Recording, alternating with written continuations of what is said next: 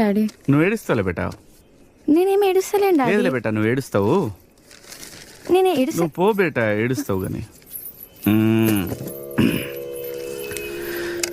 సాంప్రదాయిని సుప్పిని శుద్ధ ఒకటి, రెండు,